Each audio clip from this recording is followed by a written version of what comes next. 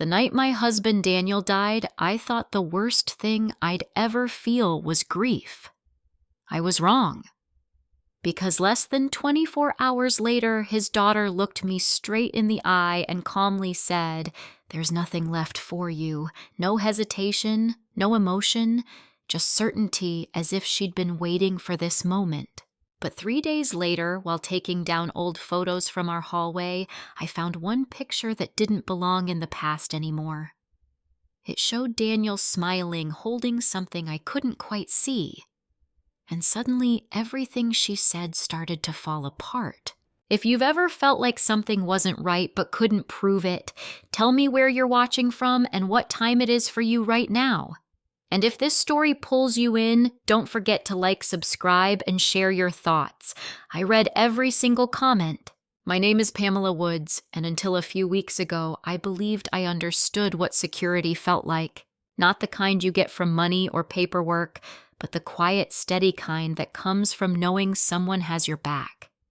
Daniel gave me that. For 11 years, he was my partner, my calm in every storm, the man who made late mornings with coffee feel like something sacred. We weren't young when we found each other.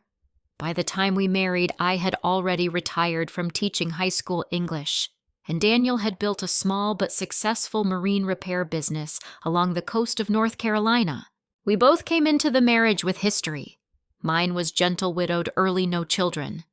His was more complicated.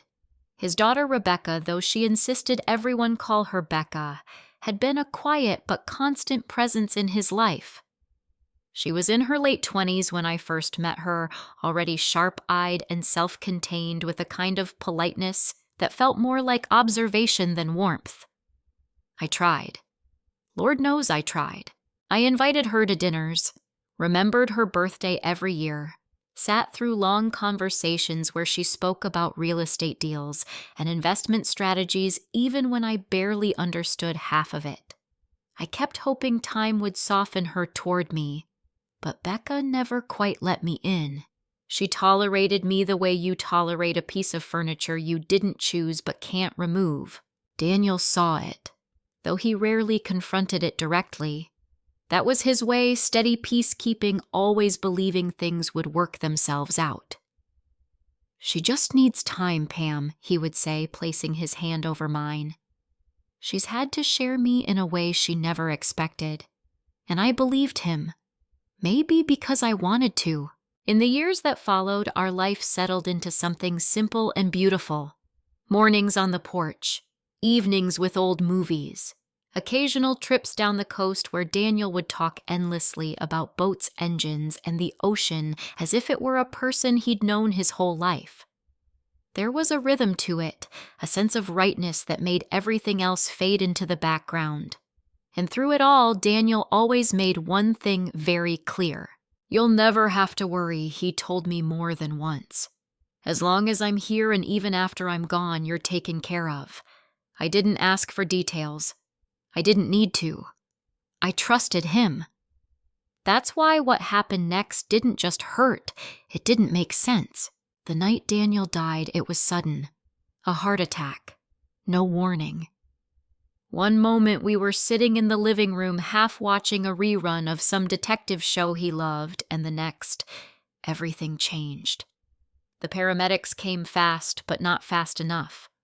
By the time I reached the hospital, they were already using words like unexpected, and we did everything we could. I remember sitting there holding his wedding ring in my palm because they had to remove it feeling like the world had tilted just slightly off its axis. And then Becca arrived. She didn't cry the way I expected. Not immediately. Instead, she moved with purpose, speaking to doctors, asking questions, gathering information. When she finally looked at me, there was something in her expression I couldn't quite place. Not cold exactly, not warm either, just controlled. "I'll take care of things," she said quietly. At the time, I thought she meant the arrangements. And honestly, I was grateful. I was barely functioning. If someone needed to step in, I was relieved it was her. But I didn't realize what everything actually meant to her. By the next morning, Becca was already making calls, funeral home, insurance, bank. People I didn't even know needed to be contacted. She handled it all with a kind of efficiency that would have impressed me under different circumstances. Except, she never really asked me anything. She told me what was happening. She informed me of decisions already made. "The service will be on Thursday," she said over breakfast, barely looking up from her phone. "I thought maybe Saturday would give people more time," I replied softly. She shook her head. "Thursday works better. I've already confirmed it." That was the first moment I felt that subtle shift. Like I had gone from being his wife to being an observer. It only got worse from there. Later that afternoon, I tried to go into Daniel's study. It was where he kept his files, his paperwork, everything important. But when I reached for the door, I noticed it was already closed. Not unusual, except it was locked. I stood there for a long moment, staring at the handle like it might explain itself. Oh, Becca's voice came from behind me. "I took care of that." I turned. "Took care of what?" "The office. There are a lot of sensitive documents in there. It's better if everything stays organized. I just wanted to—" I know she interrupted, her tone still calm but firmer now. "But it's easier if I handle the legal side of things." Something about the way she said it made my stomach tighten. "The legal side," I repeated. Becca finally looked directly at me. "Dad updated everything not long ago. His will, his accounts, all of it. It's already in motion." I blinked. "Updated? What do you mean?" "It means," she said carefully, as if explaining something simple to someone who just couldn't quite keep up, "you don't need to worry about any of that." The words themselves sounded reassuring, but the feeling behind them wasn't. "I'd still like to understand," I said, trying to keep my voice steady. "Daniel and I talked about things. He always told me." "He told you what he wanted you to hear," she said, cutting me off again. That one landed harder than anything else. I stared at her. "Excuse me?" Becca exhaled slowly, as if she were the one being patient. "Look, Pamela, this is difficult for everyone. But the paperwork is clear. Dad made his decisions. And honestly, it's better if we don't complicate things right now." Complicate things? As if asking about my own husband's wishes was an inconvenience. I didn't argue. Not then. I didn't have the strength. But as she walked away, I felt something I hadn't expected. Not just grief, not just confusion, doubt. Because Daniel wasn't a man who left things unclear. He wasn't careless. And he certainly wasn't the kind of man who would promise me security for years, only to quietly take it all away without a word. That night, I lay in our bed alone for the first time, staring at the ceiling, while the house felt too quiet, too empty, and for the first time since his death, a thought crept in that I couldn't ignore. What if something about this wasn't right? The day of Daniel's funeral felt like I was watching someone else's life unfold from a distance. Everything was arranged beautifully, too beautifully. White lilies lined the aisle of the small coastal chapel, their scent thick in the air. Soft music played in the background, something instrumental and carefully chosen to sound solemn without being overwhelming. People filled the pews dressed in muted tones, whispering condolences that barely reached me through the fog in my mind. And at the center of it all stood Becca. She greeted every guest with composed grace, her posture straight, her voice steady, her eyes shining just enough to suggest grief without losing control. She hugged distant relatives, thanked Daniel's old business partners for coming, and accepted sympathy as though she had rehearsed every movement. I stood a few feet away from her, close enough to be seen, but not quite included. A woman I barely recognized approached me, placing a gentle hand on my arm. You must be Pamela, she said softly. I've heard so much about you. I forced a small smile. All good things, I hope? She hesitated just a fraction too long. Of course. Before I could respond, Becca stepped in smoothly, her hand resting lightly on the woman's shoulder. Thank you so much for coming, she said, redirecting the conversation without even acknowledging me. Dad would have appreciated it. And just like that, I disappeared from the moment entirely. It happened again and again. People spoke to me with politeness, but their attention always drifted back to Becca, as if she were the rightful center of this loss, and I was simply adjacent.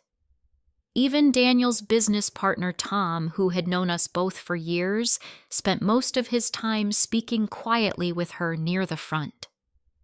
At one point, I overheard someone whisper, "She's handling this so well," clearly referring to Becca. I wanted to say I'm his wife, but the words stayed lodged somewhere deep in my chest. When the service began, I sat in the front row, my hands folded tightly in my lap. Becca stood to speak first. She talked about her father's dedication, his work ethic, his love for the ocean. Her voice was clear, steady, and perfectly paced. But there was something missing. She spoke about him as if he were a figure in a story, not the man who laughed at terrible jokes or insisted on fixing things that weren't broken. Not the man who held my hand during long drives or whispered reassurances in the quiet hours of the night. When it was my turn, I almost didn't stand, but something inside me pushed forward. I walked to the podium, my legs unsteady, and looked out at the crowd. For a moment, I saw nothing but blurred faces. Then I took a breath. Daniel wasn't just a good man, I said, my voice trembling slightly. He was a kind one. And there's a difference. That was all I managed before emotion overtook me. Still, it was real. When the service ended, people began to file out slowly. Conversations resumed in hushed tones. Hands were shaken, shoulders were touched. The world kept moving even though mine had stopped. Becca approached me near the door, her expression composed as ever. You did fine, she said. Fine, not heartfelt, not meaningful, just fine. Thank you, I replied quietly. She glanced toward the remaining guests, then back at me. There's something we should talk about. My chest tightened slightly. Now, it's better to get it out of the way, she said, before things become complicated. There was that word again. Complicated. We stepped into a smaller room off to the side of the chapel. It was quiet there, the sounds of the crowd fading into a distant murmur. Becca closed the door behind us and turned to face me. For a moment, she said nothing. Then she took a slow breath as if preparing to deliver something she had already decided. Dad's will has already been filed, she began. I nodded slowly. I assumed as much. He made some changes not long before he passed. Something inside me shifted. What kind of changes? I asked carefully. Becca met my gaze directly. He left the house to me, along with his business accounts and the majority of his assets. The words didn't register at first. I'm sorry. What? Her tone didn't change. It's all been documented, legally. I felt like the floor had dropped out from under me. That doesn't make any sense, I said, shaking my head. Daniel wouldn't. He told me. I'm sure he told you a lot of things, she said, her voice still calm but now edged with something sharper. But the paperwork is what matters. My heart began to pound.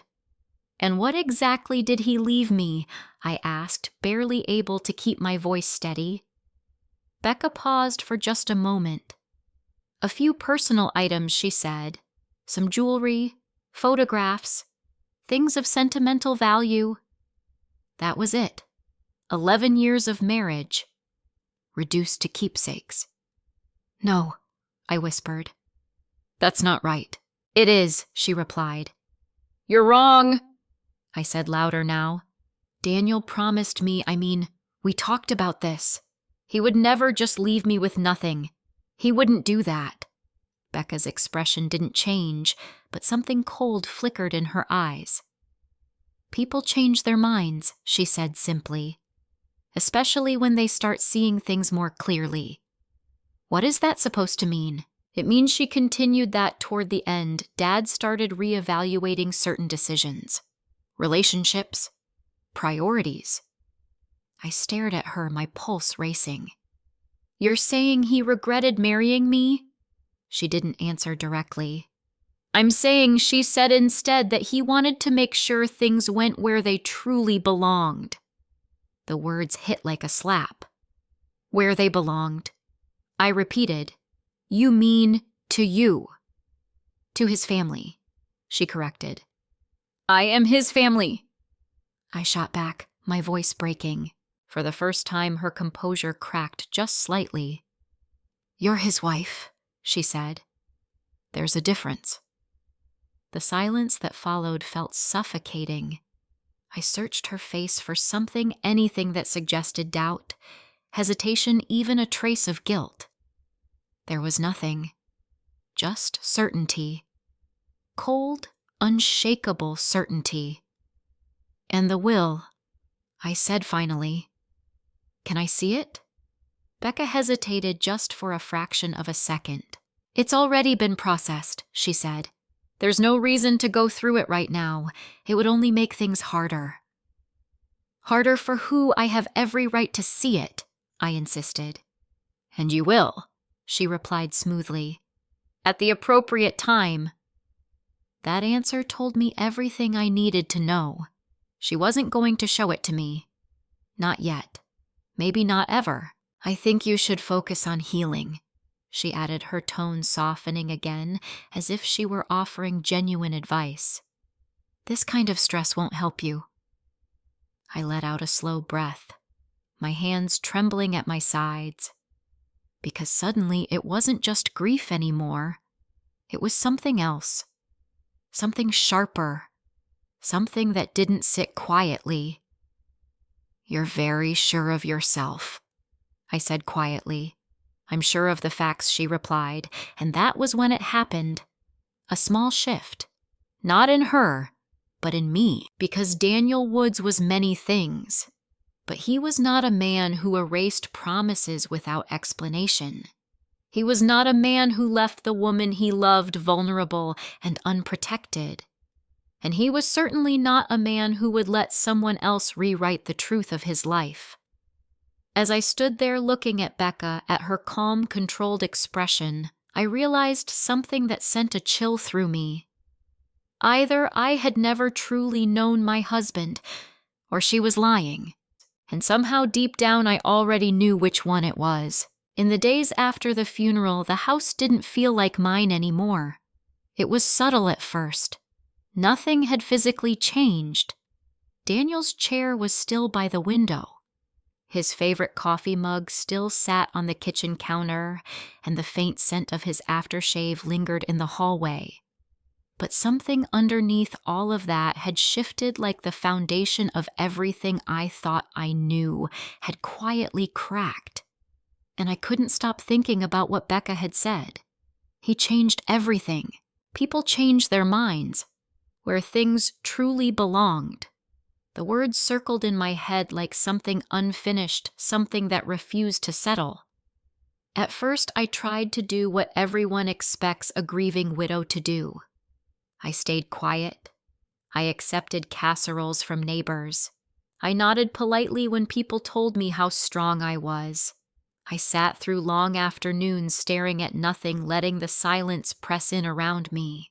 But silence has a way of making certain thoughts louder. And the more I replayed those last few conversations with Daniel, the more something didn't add up. He had been careful in the months before he died. Not secretive, not distant, just intentional. 2 months before his heart attack, I remembered him standing in the kitchen holding a stack of papers and frowning slightly. "Pam," he had said, "where do we keep the marriage certificate?" I hadn't thought much of it at the time. I simply pointed him to the filing cabinet in the hallway. "Second drawer," I told him, "in the blue folder." He nodded, thanked me, and that was that. Except now looking back, it didn't feel like nothing. It felt like a piece of something I hadn't fully seen yet. There was also the appointment. He had mentioned it casually one afternoon while we were sitting on the porch. "Got to meet with a lawyer next week," he said, sipping his iced tea. For what I asked, "Just tying up loose ends," he replied with a small smile. "Nothing to worry about. Nothing to worry about." That phrase echoed differently now, because if he had met with a lawyer, and if he had gone through the effort of tying up loose ends, then why would everything end up exactly the way Becca described? Why would he leave me with nothing but memories? It didn't make sense, and once that thought took hold, I couldn't ignore it anymore. So I started asking questions, carefully at first. Later that morning, I found Becca in the kitchen scrolling through her phone while a cup of coffee sat untouched in front of her. She barely looked up when I entered. "Do you remember which attorney Daniel met with?" I asked, keeping my voice as neutral as possible. Her finger paused on the screen just for a second. "Attorney," she repeated. "Yes," I said. "He mentioned meeting one a couple of months ago." She shrugged lightly. "I wouldn't know anything about that." The answer came too quickly, too smoothly. "He didn't tell you I pressed?" "No," she said finally, looking at me. "And honestly, Pamela Dad handled his own affairs. He didn't run every decision by me or by you." There was something pointed in the way she said that last part. I held her gaze. "He usually told me about things that mattered. Maybe this didn't," she replied. The conversation ended there. Or at least she ended it by standing up, picking up her phone, and walking out of the room as if nothing important had just been said, but something had been said. Not in her words, but in the way she avoided them. That was when the unease turned into something more solid. Suspicion. Later that afternoon, I went back to Daniel's study, or at least I tried to. The door was still locked. I stood there staring at it, my hand resting on the handle. I didn't have the key. I wasn't even sure where it would be. But this time, instead of walking away, I looked closer. The lock wasn't something Daniel used regularly. In fact, I couldn't remember the last time he had locked that door. He believed in openness, especially in our home. So why now? And more importantly, who had locked it? I stepped back, my mind racing. If Becca had secured the room, then she had already been inside. She had already gone through his things. The thought sent a cold wave through me. That night after Becca went to bed, I found myself wandering through the house. I didn't turn on many lights. I didn't need to. I knew every corner of this place by heart. I moved slowly, almost instinctively, as if I were searching for something without fully knowing what it was. Eventually, I found myself in the hallway closet. Inside were boxes we hadn't touched in years, old photo albums, keepsakes, things that didn't have a place in our daily lives but still mattered enough to keep. I knelt down and pulled one of the boxes toward me. Dust clung to the edges as I lifted the lid. Inside were memories, photographs from early trips, birthday cards, small objects that told the story of a life built over time. I picked up an album and opened it carefully, flipping through pages filled with moments I had almost forgotten. There we were at the beach, Daniel grinning as the wind nearly took his hat. There we were at a Christmas dinner surrounded by friends, his hand resting gently on my shoulder, and then I paused. Not because I had found something important, not yet, but because I felt something shift. A quiet sense that I was getting closer to something I hadn't realized was missing. I kept flipping through the pages slower now, more deliberate, because deep down I knew this wasn't just about memories anymore. It was about answers. And for the first time since Daniel's death, I wasn't just grieving. I was searching. I didn't know exactly what I was looking for, but I knew I would recognize it when I saw it. The house was completely silent that night, the kind of silence that presses against your ears until your own breathing sounds too loud. I sat cross-legged on the hallway floor, surrounded by open boxes, old albums stacked beside me, like pieces of a life I was trying to reassemble. I had already flipped through dozens of photographs, vacations, birthdays, quiet afternoons, captured without intention. Each image held a version of Daniel I missed more than I could put into words, but none of them explained what I needed to understand. None of them told me why his daughter was so certain I had been erased. I reached for another album older than the others, its edges worn from years of handling. The plastic covering had yellowed slightly, and when I opened it, the faint scent of paper and time rose into the air. I turned the first page, then the second, and then I stopped. It wasn't a dramatic moment. There was no sudden music, no sharp realization crashing over me, just a pause.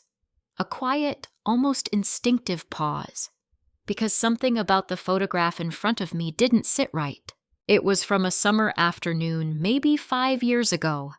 A backyard gathering, one of Daniel's casual cookouts where he invited a few neighbors, grilled too much food, and insisted on taking pictures of everything.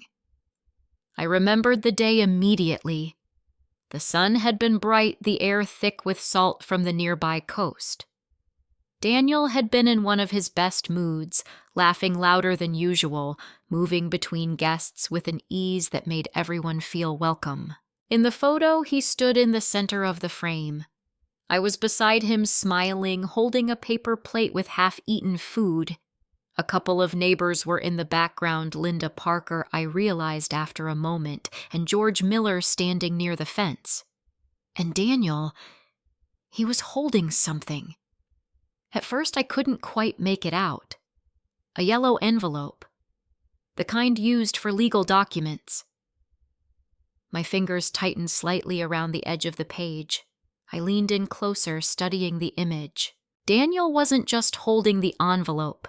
He was holding it up, almost like he was showing it off. His expression wasn't casual either. It was proud, relieved, intentional. A faint memory stirred. That day had meant something. I just hadn't realized what at the time. Slowly, I slid the photograph out of the plastic sleeve. The edges were slightly curled, worn from age. I turned it over, not expecting much. And then my breath caught. There, in Daniel's handwriting, slightly slanted, unmistakably his, were a few simple words. The day I made sure Pamela would always be safe. For a moment, I couldn't move. I just stared at the sentence, reading it again and again as if it might change. It didn't. My heart began to pound, each beat louder than the last. The day I made sure Pamela would always be safe. Not Becca. Not my daughter. Me. The room seemed to shift around me, because suddenly everything Becca had said, every calm, confident word collided with something real, something physical, something Daniel himself had written. This wasn't a vague promise whispered in the quiet of our bedroom. This was deliberate, documented, celebrated. I turned the photo back over my eyes, scanning every detail again. The envelope, the neighbors, the way Daniel was standing. And then it came back to me. That day hadn't just been a cookout. It had been something more. I closed my eyes for a moment, letting the memory surface. Daniel had been nervous that morning. Not anxious, just focused in a way I didn't see often. I asked Linda and George to stop by today, he had told me while setting up chairs in the yard. For lunch, I asked. Something like that, he replied with a small smile. At the time, I didn't question it. We had neighbors over all the time. It wasn't unusual.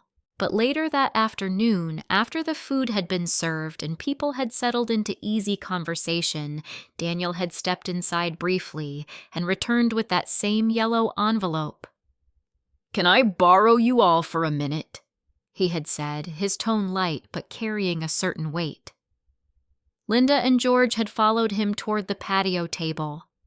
I stayed nearby, curious, but not particularly concerned. He had opened the envelope, carefully pulling out a few papers.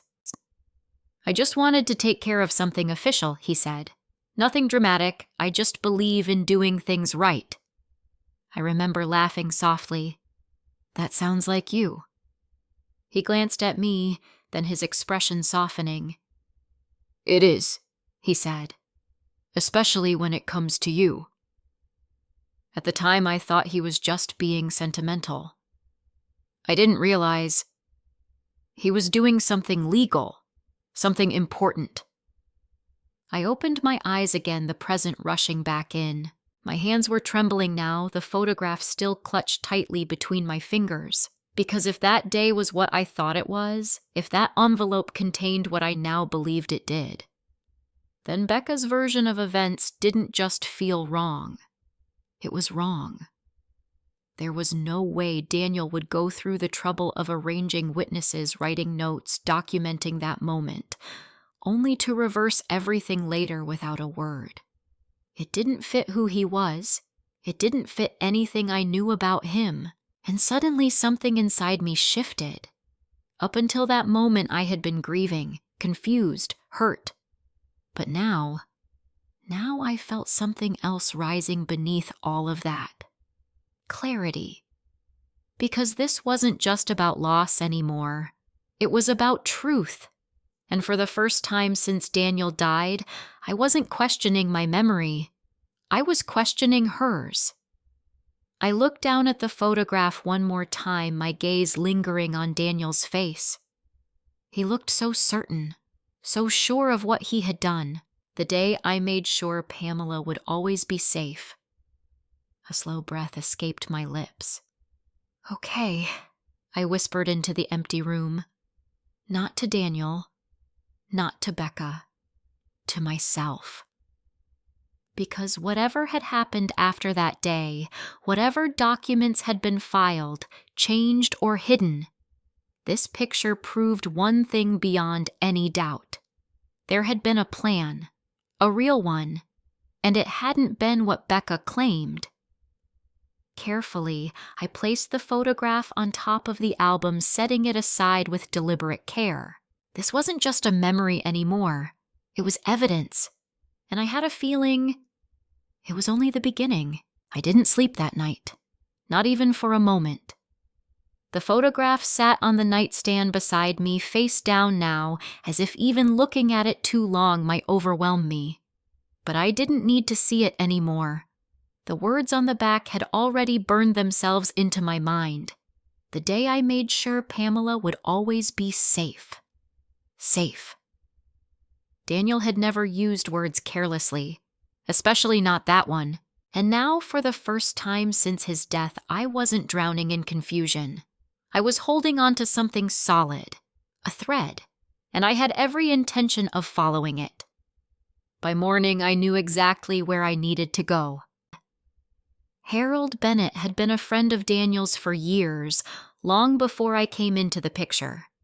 He was a retired attorney who still attended the same small church we did, the kind of man people trusted without question.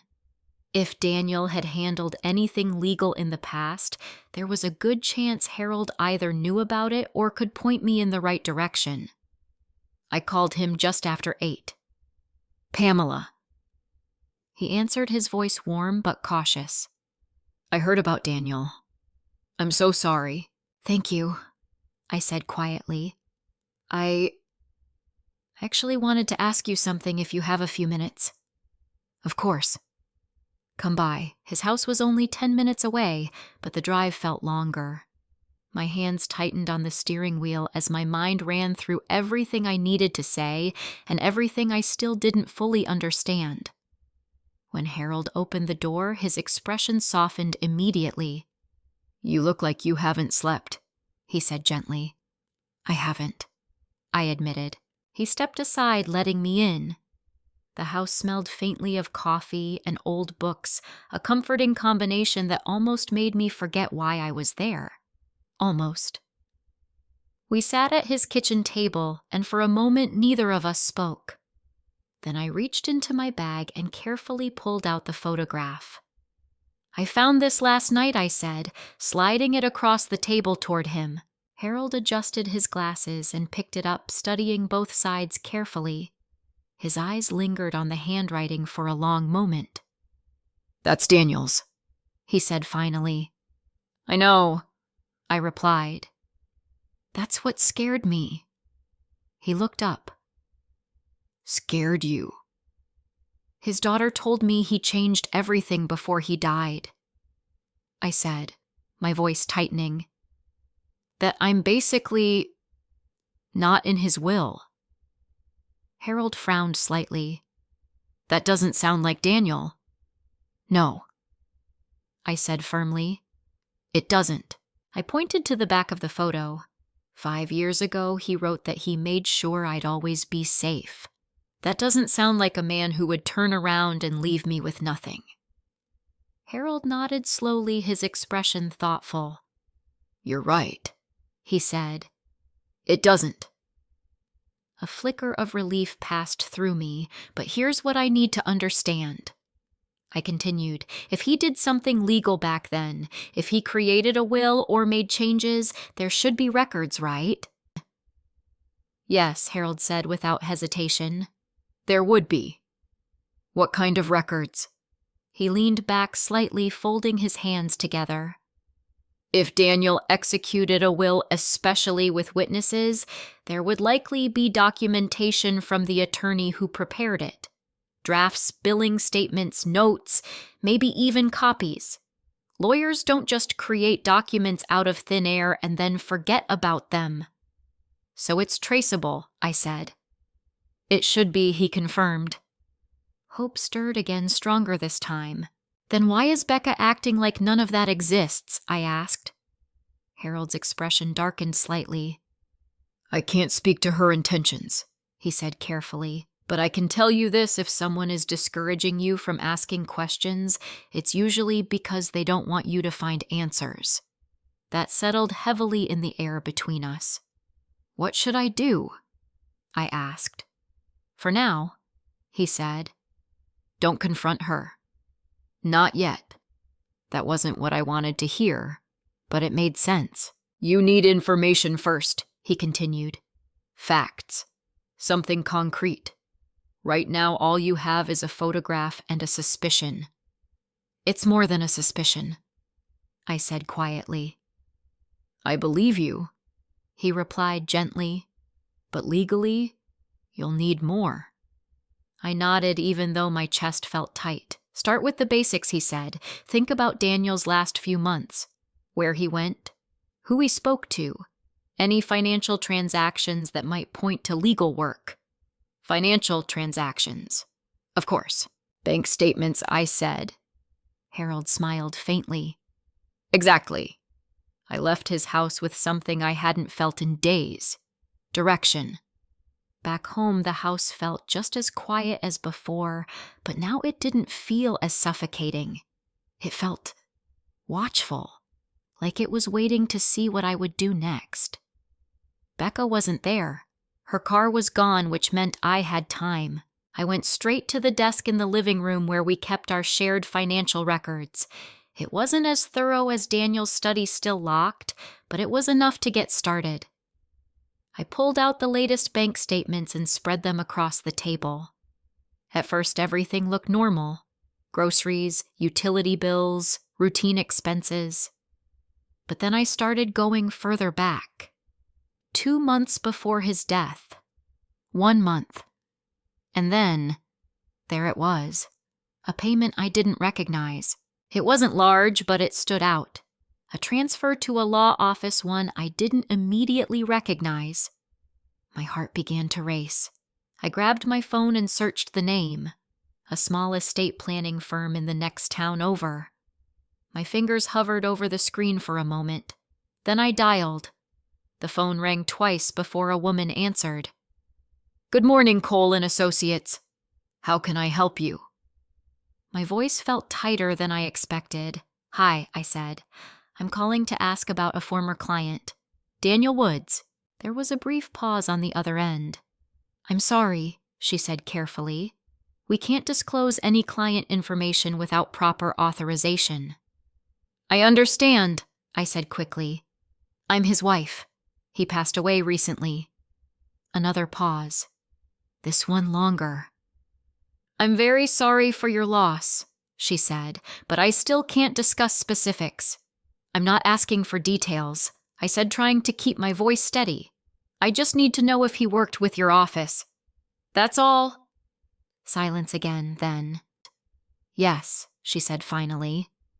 "Mr. Woods was a client." My breath caught. "Thank you," I whispered. Before I could ask anything else, she added, "If you need further assistance, you'll need to speak with the attorney handling his file." "Who is that Mr. Ethan Cole?" "Of course. Cole and Associates." "Is he available?" "He's in meetings today," she said, "but I can schedule something for later this week." "Yes," I said immediately. "Please." After I hung up, I stood there in the quiet of the living room, the phone still in my hand. My heart was pounding again, but this time it wasn't from fear. It was from confirmation. Daniel had met with a lawyer. He had taken steps, and Becca had told me she knew nothing about it. I looked down at the photograph resting on the table, then back at the bank statement. And for the first time since this all began, the pieces weren't just scattered anymore. They were starting to connect, which meant one thing. Becca wasn't just mistaken. She was hiding something. By the time Becca returned that evening, I had already memorized the name Ethan Cole. I repeated it quietly in my head while I stood at the kitchen sink pretending to rinse the same glass for longer than necessary. The water ran steadily, masking the tension building in my chest. I didn't know exactly how I was going to approach this, but I knew I couldn't pretend anymore. Not after what I had found. The front door opened with a soft click. Her footsteps were measured unhurried, the same controlled rhythm she carried into everything. "You're still up?" she asked, setting her bag down. "I could say the same to you," I replied, turning off the water. She gave a small shrug, moving toward the counter. "Busy day." "I'm sure it was." There was a pause. The kind that sits between two people who both know something is coming. I dried my hands slowly, then turned to face her fully. "I called a law office today," I said. Becca didn't react immediately. She reached for her phone, glanced at the screen, then set it back down again. "Did you—" She said, her tone almost casual. "Yes." I continued watching her carefully. "Cole and Associates." That got her attention. It was subtle, but I saw it. A flicker in her eyes, a slight tightening in her jaw. "Why would you do that?" she asked. "Because Daniel made a payment to them a couple of months ago," I said, "and I wanted to understand why." Her expression hardened just a fraction. "You went digging through his accounts?" she asked. "There are accounts," I corrected quietly. Another pause. This one heavier. "They confirmed he was a client," I added. Now she turned to face me completely. "And what exactly are you implying, Pamela?" "I'm not implying anything I said. I'm asking questions about something that's already been settled." "Is it?" I asked. Her lips pressed into a thin line. "Yes," she said firmly. "It is." I held her gaze. "Then why didn't you mention that law firm?" I asked. Her eyes didn't waver, but something behind them shifted. "Because it's not relevant," she replied. "It feels relevant," I said, "especially since you told me you didn't know anything about a lawyer." "I said I didn't know which one he might have seen," she corrected quickly. "That's not what you said," I replied, my voice still calm but sharper now. For a moment neither of us spoke, and then something changed. It wasn't loud. It wasn't dramatic. But the careful politeness she had maintained since the funeral cracked. "You need to stop this," she said, her voice lower now. "Stop what?" "This," she gestured vaguely between us. "This digging. This questioning. It's unnecessary." "Unnecessary," I repeated. "Yes," she said, "because the outcome isn't going to change." That word again. Outcome.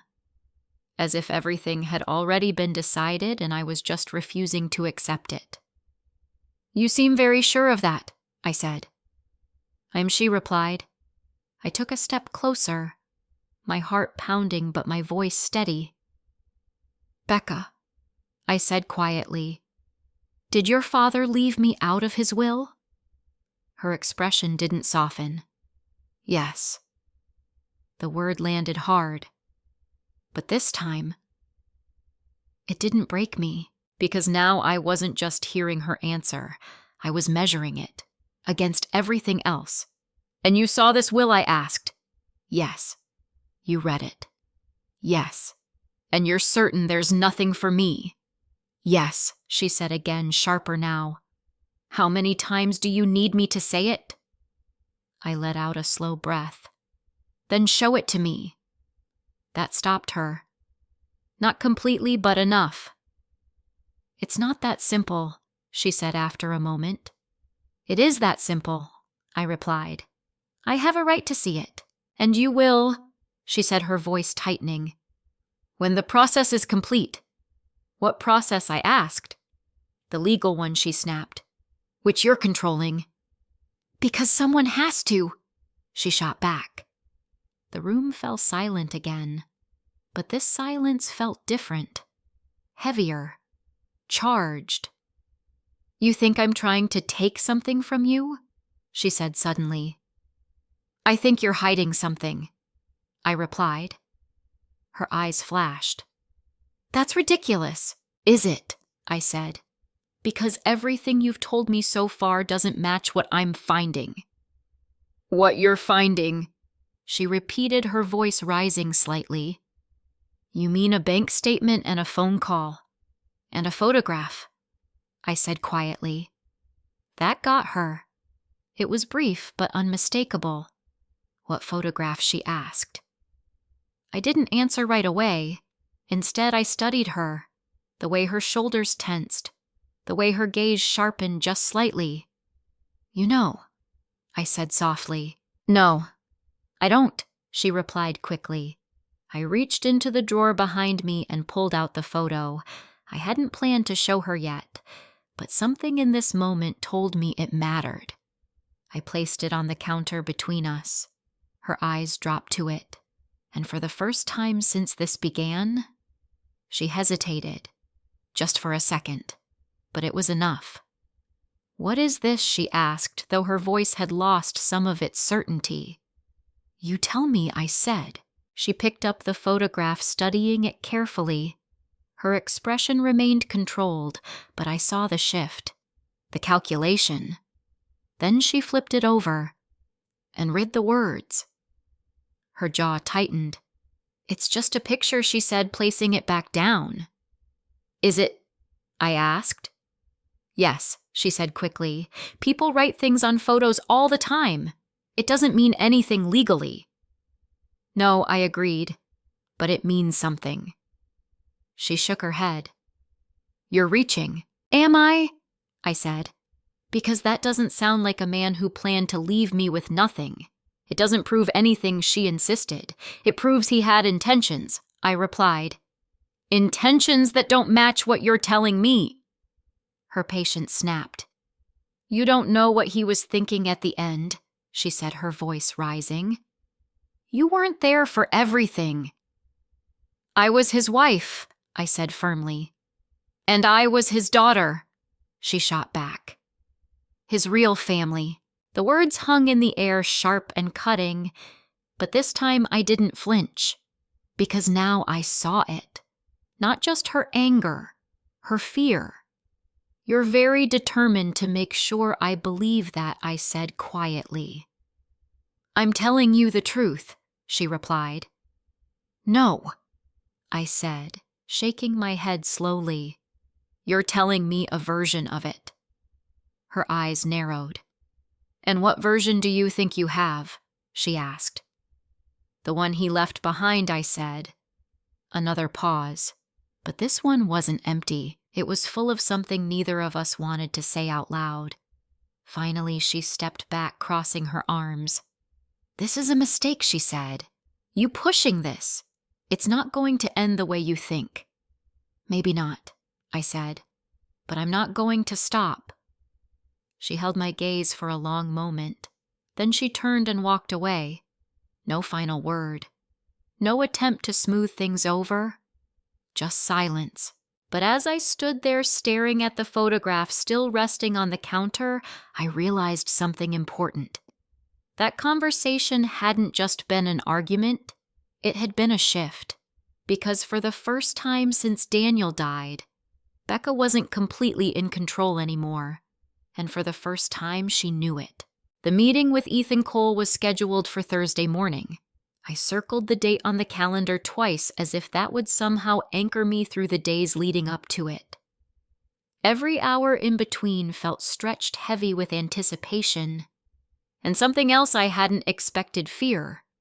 Not fear of losing, but fear of confirming something irreversible. Because if the will Becca submitted was legitimate, then everything I believed about Daniel about us would collapse in a way I wasn't sure I could recover from. And if it wasn't, then I was standing at the edge of something much darker.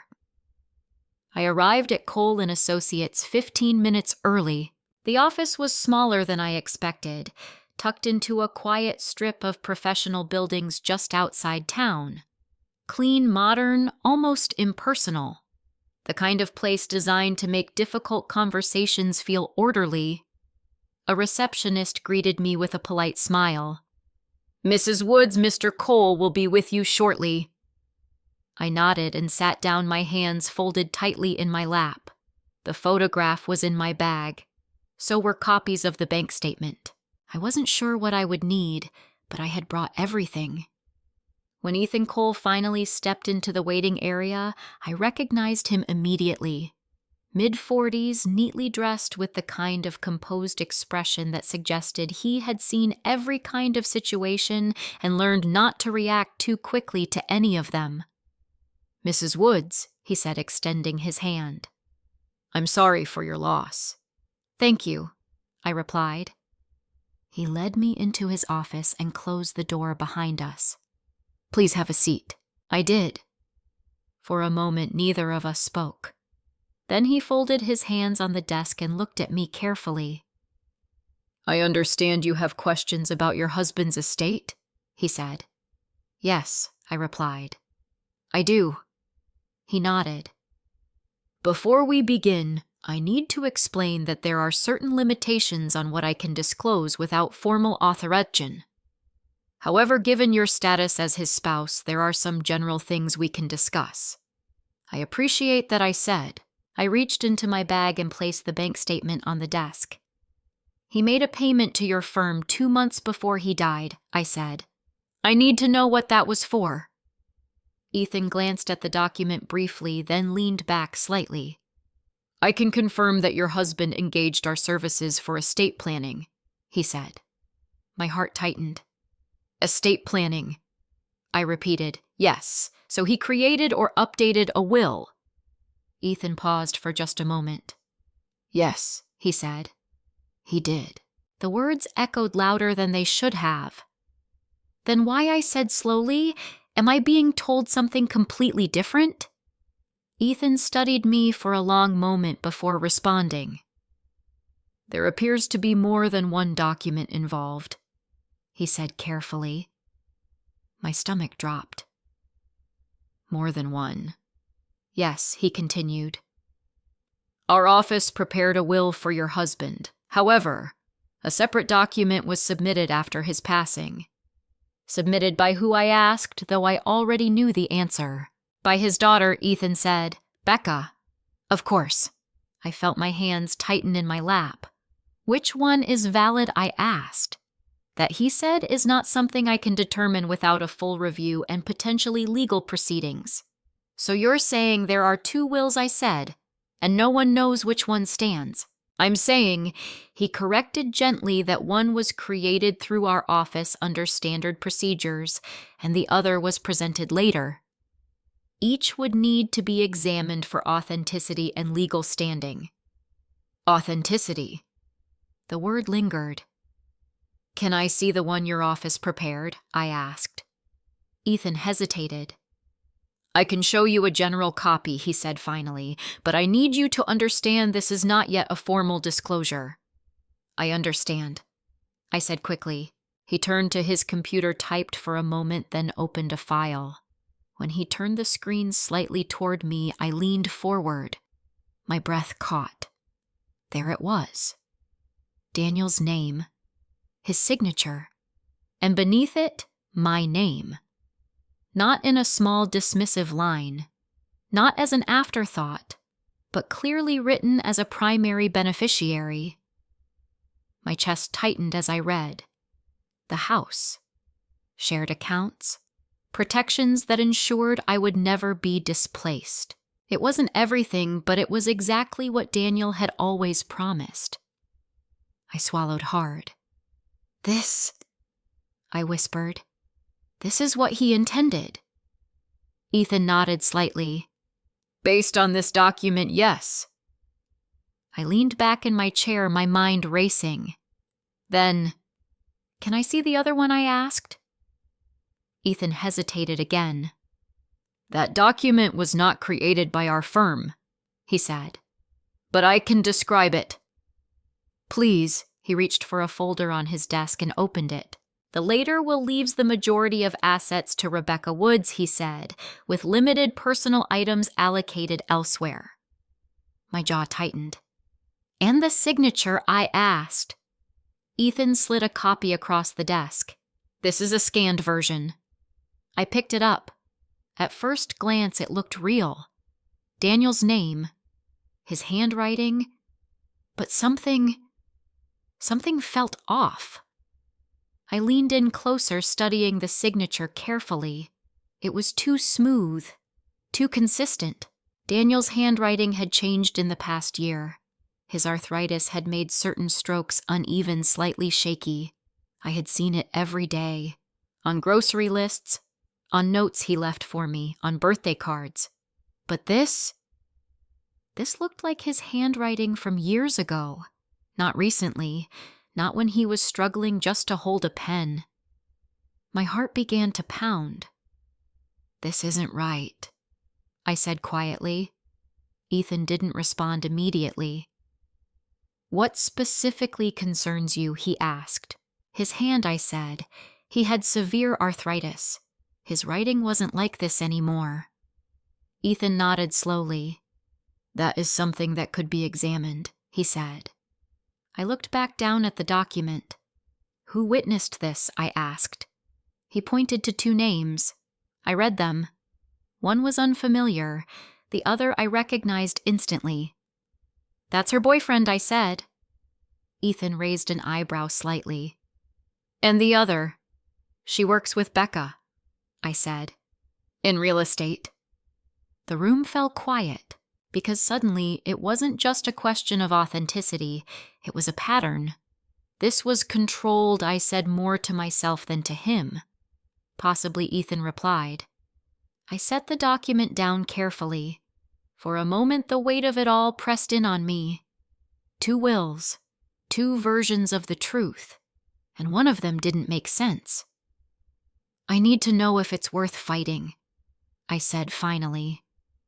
Ethan leaned forward slightly. I won't mislead you, he said. Contesting a will can be complex. It takes time. It can be emotionally and financially draining. I understand.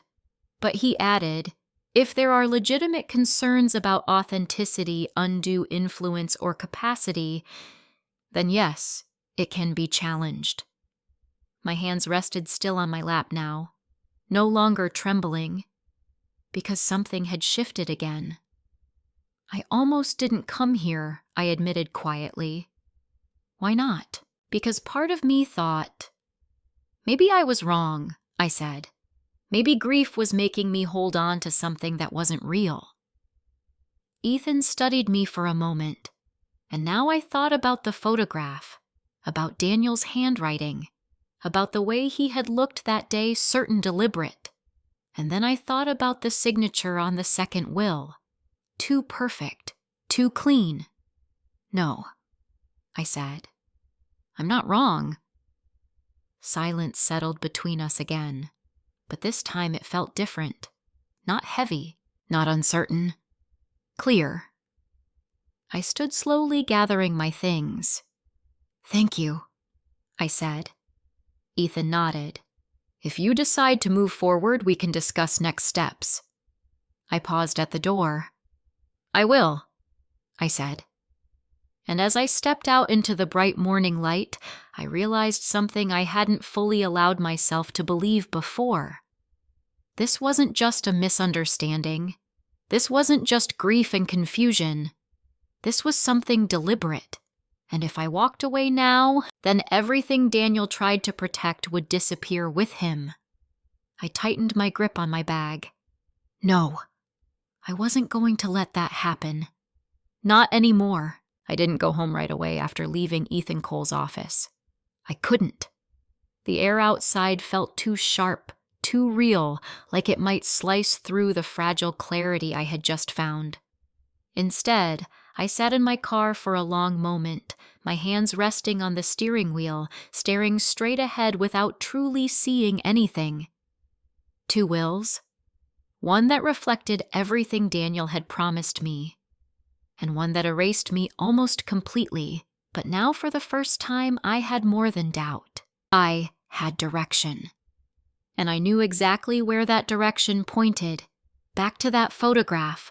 Back to that afternoon. Back to the 2 people standing quietly in the background, Linda Parker and George Miller. If Daniel had signed something that day, they hadn't just been guests. They had been witnesses. I started the engine and drove toward Linda's house. She lived just a few streets over in a small white home with a garden she had always taken pride in. Even from the curb, I could see the familiar rows of flowers lining the walkway, carefully tended despite the season. For a moment, I hesitated. What if she didn't remember? What if I was building everything on a memory that only existed in my head? But then I thought about Daniel, about the way he had held that envelope, about the words he had written, and I knew I couldn't turn back. I walked up to the door and knocked. It opened a few seconds later. Pamela Linda's eyes widened slightly. Oh, sweetheart, I've been meaning to come by. I'm so sorry about Daniel. Her voice was warm, genuine, the kind of sympathy that didn't feel rehearsed. Thank you, I said softly. I actually wanted to ask you something, if you have a few minutes. Of course, she said immediately, stepping aside. Come in. Her living room looked exactly as I remembered, neat, cozy, filled with little touches that made it feel lived in. We sat down, and for a moment I struggled to find the right words. Then I reached into my bag and pulled out the photograph. Do you remember this day? I asked, handing it to her. Linda adjusted her glasses and looked down at it. Her expression shifted almost instantly. Oh, she said softly. Yes, I remember this. Relief washed over me so quickly it nearly made me dizzy. You do? I asked. Of course I do, she said, her voice warming with memory. That was one of Daniel's cookouts. He invited George and me over, said he needed witnesses for something. My breath caught. Witnesses. Linda nodded, still looking at the photo. He said he was taking care of some paperwork, she continued. Legal stuff. I didn't ask too many questions, but I remember thinking it seemed important to him. My heart began to pound. "Do you remember what the paperwork was?" I asked carefully. She looked up at me, then her expression thoughtful. "I can't say I remember every detail," she admitted. "But I do remember this: he was very clear about wanting to do right by both you and Becca. Both of us." The words settled into place like something finally aligning. "He talked about you," Linda added gently. "Said he wanted to make sure you were taken care of. That you wouldn't ever have to worry about losing your home." I closed my eyes for a brief moment, emotion rising unexpectedly. "That sounds like him," I whispered. "It was him," she said firmly. I opened my eyes again. "Did he mention anything about changing things later?" I asked. Linda frowned slightly. "No. Not that I recall." Why, I hesitated. Then I said it. "Because I've been told he left everything to Becca." Linda's expression hardened immediately. "That doesn't sound right," she said. "No," I agreed. "It doesn't." For a moment we sat in silence. Then she placed the photograph gently back in my hands. "If you need me to say what I remember," she said, meeting my gaze, "I will." Something in my chest loosened. "Thank you," I said quietly. But I wasn't done. Not yet. "Do you think George would remember?" I asked. Linda hesitated this time. "George," she began slowly. "He's had some memory issues lately. Nothing severe, but it comes and goes." My heart sank slightly, but she added quickly, "Sometimes things come back when he sees something familiar. You never know. It wasn't a guarantee, but it was enough." I thanked her again and left the photograph still clutched carefully in my hand. George lived a few blocks further down in a modest home with a wide front porch. I had always liked him quiet, kind, with a dry sense of humor that surfaced when you least expected it. When he opened the door, he looked surprised. "Pamela," he said, "I heard about Daniel. I'm sorry." "Thank you," I said. "I hope I'm not bothering you." "Not at all," he replied. "Come in." His house was simpler than Linda's, less decorated, but it felt comfortable in its own way. We sat down, and I didn't waste time. "I need to ask you about something," I said, pulling out the photograph again. "Do you remember this day?" George took the picture, squinting slightly as he studied it. At first, his expression remained neutral. Then he shook his head slowly. "Looks familiar," he said, "but I can't quite place it." My heart tightened. "It was at Daniel's house," I said gently. "A cookout. About 5 years ago." He looked again, longer this time. Still nothing. "I'm sorry," he said. "My memory's not what it used to be." I nodded, trying not to let the disappointment show. "It's okay," I said quietly, but as I reached to take the photo back, his hand paused. "Wait," he said. I froze. He leaned in closer, his eyes narrowing slightly. "That envelope," he murmured. My pulse quickened. "What about it?" I asked. He frowned, concentrating. "He had us sign something," he said slowly. "Papers. Said it was important." I felt my breath catch. "Yes," I said softly.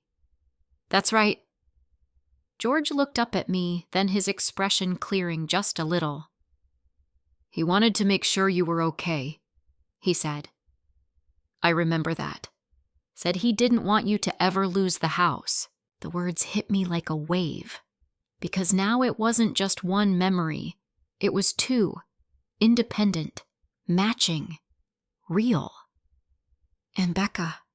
I asked carefully. George shook his head slightly. "She was part of it too," he said. He said something about setting up money for her, but not the house. Not the house. I sat back, my mind racing, because suddenly everything became clear. Daniel hadn't chosen between us. He had found a way to protect both of us, which meant the second will wasn't just different, it was wrong. I looked down at the photograph again, my fingers tightening around its edges. This small, forgotten image.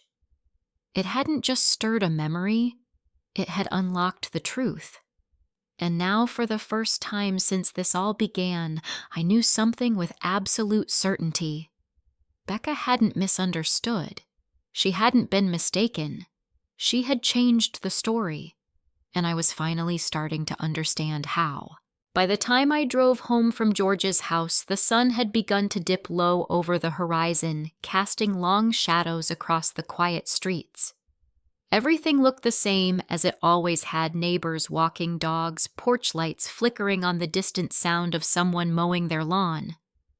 But nothing felt the same anymore, because now I wasn't just holding on to suspicions. I had something stronger.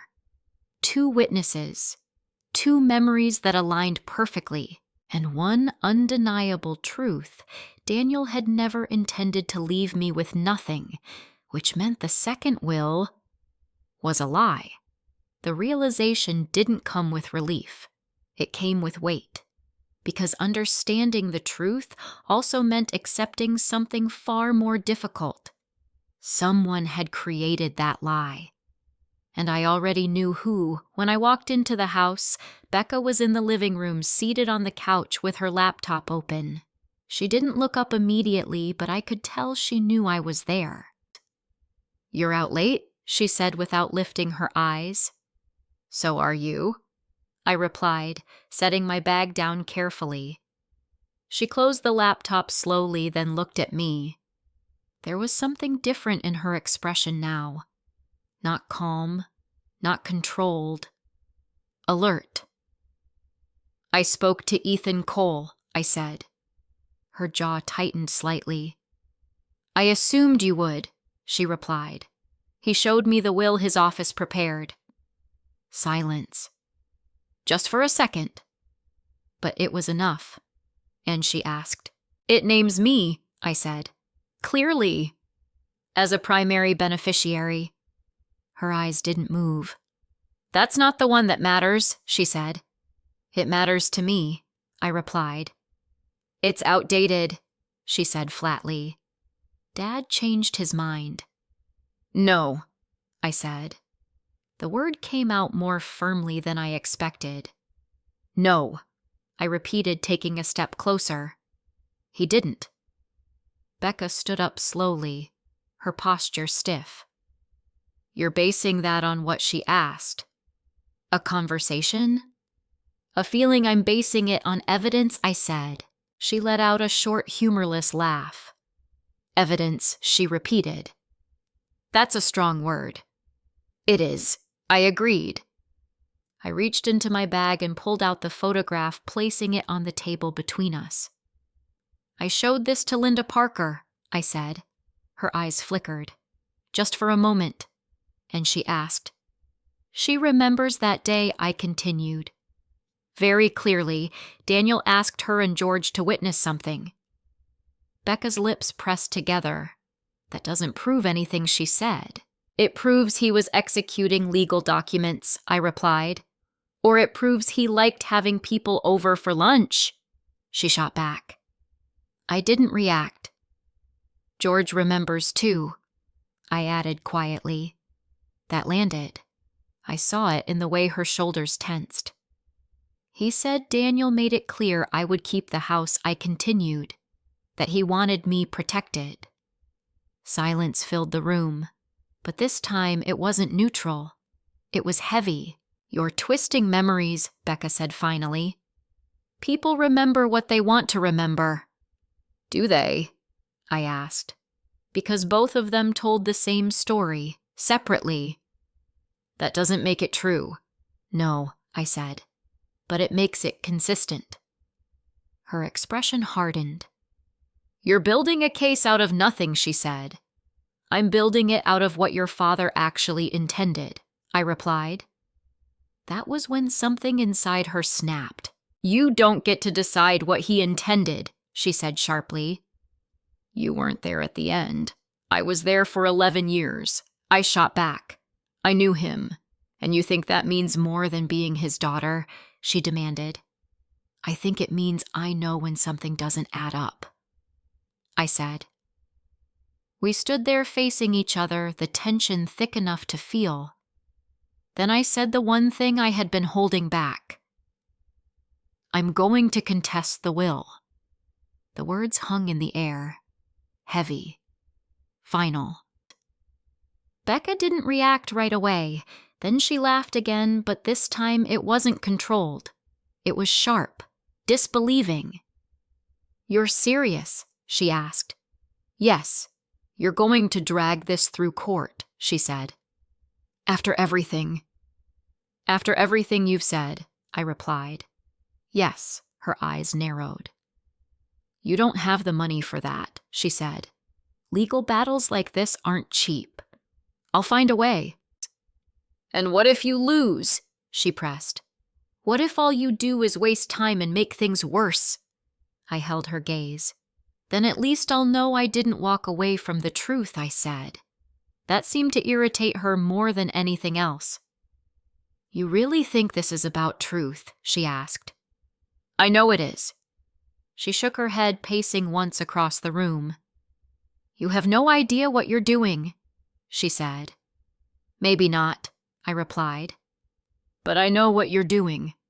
She stopped, slowly turned back toward me. "And what's that?" she asked. I took a breath. "You're trying to make me doubt everything I said. You're trying to convince me that the man I lived with for over a decade suddenly became someone else." Her eyes didn't move. "And you're doing it very well," I added quietly, "but not well enough." Silence. Then, "You're making a mistake," she said. "Maybe," I replied, "but it's my mistake to make." She stared at me for a long moment.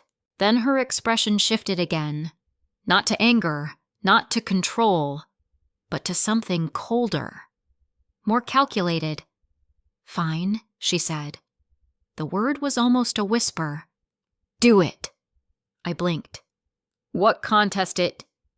She said, her voice steady again. "Go ahead, see where it gets you."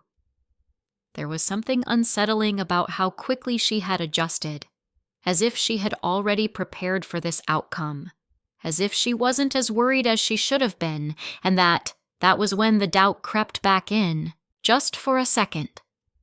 What if she knew something I didn't? What if there was more to this than I had uncovered? But then I remembered the signature. Too perfect. Too smooth. I remembered the hospital. Daniel had been admitted just days before the supposed signing date of the second will. Weak. On medication. Barely able to hold a conversation, let alone execute legal documents. I stepped closer, my voice lower now. "The date on that will," I said. Her eyes flickered again. "What about it?" she asked. "It's the same week Daniel was in the hospital," I said. "The same week he could barely hold a pen." Her expression froze. Just for a second. But it was enough. "Are you sure about that?" she asked too quickly. "Yes," I said. Silence. And in that silence, something cracked. Not fully, not enough to expose everything, but enough to confirm what I already knew. "You should be very careful, Pamela," she said finally. The warning in her voice was unmistakable. "I am," I replied. We stood there for a moment longer. Then she turned away, picking up her laptop again, as if the conversation had ended, as if it meant nothing. But I knew better, because that wasn't just a conversation. It was a line. And I had just crossed it. There was no going back now, only forward. And for the first time since Daniel died, I wasn't afraid of what I might find. I was ready for it. Once I said the words out loud, "I'm going to contest the will," there was no turning back. The house felt different after that. Not quieter, not emptier, sharper. Like every room held something waiting to be uncovered. Becca barely spoke to me the next morning. She moved through the kitchen with practiced indifference, pouring her coffee, checking her phone, acting as if the conversation we had the night before had never happened. But I could feel it. The tension hadn't disappeared. It had gone underground, and that made it more dangerous. I left early and drove straight to Ethan Cole's office again. This time I didn't hesitate in the parking lot. I walked in with purpose. "I'd like to move forward," I told the receptionist. Within minutes, I was sitting across from Ethan once more. "You've made a decision," he said. "Yes," I replied. "I want to formally challenge the later will." He nodded as if he had expected this. "Then we'll need to build a case," he said. "And that means evidence. Not just suspicions or inconsistencies, but something that clearly calls the document into question." "I have witnesses," I said. "2 of them. They remember the original signing." "That's a good start," he said. "We'll want formal statements from both." "I can arrange that." He made a note. "What else?" he asked. I took a breath. "The signature," I said. "It doesn't match his condition at the time. He had severe arthritis." Ethan nodded slightly. "Handwriting analysis could support that, especially if we can show a pattern of decline in his writing. I can find examples," I said. "Notes cards. Things he wrote recently." "Good," he said. "The more comparisons we have, the stronger that argument becomes." And the date I added. He was in the hospital that week, on medication. That caught his attention more fully. "That's important," he said. "If we can establish that he lacked the capacity to execute legal documents at that time, it could significantly weaken the validity of the later will." "I can get medical records," I said. "Yes," he replied. "We'll subpoena them if necessary." For a moment I sat there letting it all settle. This wasn't theoretical anymore. This was real, structured, moving. "And Becca?" I asked quietly. "What happens if we prove this wasn't legitimate?" Ethan paused. "If there's evidence of fraud or undue influence," he said carefully, "there could be legal consequences beyond just invalidating the document." I nodded slowly. That wasn't why I was doing this, but it mattered. Because what she had done, if it was proven, wasn't just hurtful. It was wrong. When I left the office, I felt something I hadn't felt in days. Not relief, not exactly, but strength. Because now I wasn't just reacting, I was acting. The next few days passed in a blur of quiet determination. I gathered everything I could. Old birthday cards Daniel had written me. Notes he left on the kitchen counter. Even grocery lists tucked into drawers and forgotten corners. Each one showed the same thing. Slight tremors in the letters, uneven strokes, a gradual change that anyone who knew him would recognize. I also contacted the hospital. It wasn't easy. There were forms, authorizations, waiting periods, but eventually I was able to request records from the week Becca claimed he had signed the second will. And then there were the witnesses. Linda agreed immediately to provide a statement. She sat with me at her kitchen table, carefully recounting everything she remembered from that day, the envelope, the conversation, the intention behind it. George was more difficult, not unwilling, just uncertain. His memory came and went in fragments, and I could see the frustration in his eyes when he struggled to hold on to the details. But when I showed him the photograph again, something shifted. "I remember him saying it mattered," George said slowly. "That's what stuck with me. He kept saying, 'This matters.' It wasn't perfect, but it was something, and together their accounts formed a picture that felt real, consistent, true. Meanwhile, Becca remained distant. She spent less time in the house, often leaving early and returning late. When we crossed paths, our conversations were brief, polite, and empty. But the distance didn't mean peace. It meant preparation. Because I knew she wasn't just sitting back and waiting, she was planning something. I just didn't know what yet. That answer came sooner than I expected. It was late afternoon when I received the call. "Mrs. Woods," Ethan said, his voice measured. "We've received a response from Rebecca's legal team." My chest tightened, and I asked. "They're disputing your claims," he said, "which is expected. But they've also introduced a new argument." "What kind of argument?" He paused. "They're suggesting that your husband made the changes to his will due to marital dissatisfaction." The words hit like a blow. What I said, barely able to process them. They're claiming Ethan continued that Daniel had concerns about the relationship toward the end of his life, that he chose to revise his estate plan accordingly. "That's not true," I said immediately. "I understand," he replied, "but they'll attempt to support that narrative, how I demanded. With testimony," he said, "possibly selective evidence, conversations taken out of context." I felt my hands begin to shake. "No," I said. He wouldn't." "I believe you," Ethan said calmly. "But belief isn't enough in court. We need to counter it." I closed my eyes for a moment, forcing myself to breathe. This was her strategy, not just to defend the document, but to rewrite the story, to turn Daniel into someone who regretted me, who turned away, who chose her over me in the end. It was cruel, calculated, and terrifyingly effective. "Can they do that?" I asked quietly. "They can try," Ethan said. "But it doesn't mean it will hold up, especially if we have evidence that contradicts it."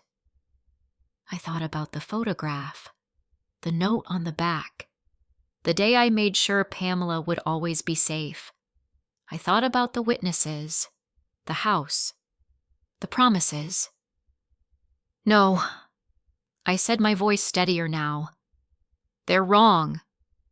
"Then we prove it," Ethan replied. After the call ended, I stood in the middle of the living room, the silence pressing in around me again. But it wasn't the same silence as before, because now I understood something clearly. This wasn't just about documents anymore. It was about memory, about truth, about who got to define the final version of Daniel's life. And Becca wasn't just trying to take the house. She was trying to take the story, to reshape it into something that justified what she had done. But she had made one mistake. She had underestimated how much of that story still existed outside of her control, in photographs, in handwriting, in the quiet, unshakable consistency of truth. I walked over to the hallway table and picked up the photograph again, running my fingers lightly over its worn edges. "You knew," I whispered softly. "Didn't you?" Not just about the will, but about her. About what she might try to do. And for the first time since this all began, I didn't just feel like I was following a trail. I felt like I was stepping into something Daniel had already prepared for, which meant one thing. This wasn't over, not even close. The call from Ethan stayed with me long after I hung up. Marital dissatisfaction. I repeated the phrase out loud once just to hear how it sounded in the quiet of the house. It felt foreign, artificial, like a line from a script that didn't belong to my life. Daniel had his flaws. He could be stubborn, overly cautious, sometimes too quiet when something needed to be said. But dissatisfaction, regret. That wasn't the man I had lived beside for 11 years. And yet, that was the story Becca was trying to sell. Not just that he had changed his will, but that he had changed his heart. It was clever in a cold, calculated way. Because if she could convince others that Daniel had been unhappy, then everything else, every decision, every document would fall neatly into place. But there was one problem with that. The truth leaves traces, and Daniel had never been a man who left things unfinished. That thought followed me through the house as I moved from room to room, not searching this time, but remembering. Where had he gone when he wanted to think? Where had he kept the things that mattered not for everyday use but for safekeeping? That was when it came back to me. The boat shed. It sat just beyond the edge of our property near the narrow stretch of water Daniel loved.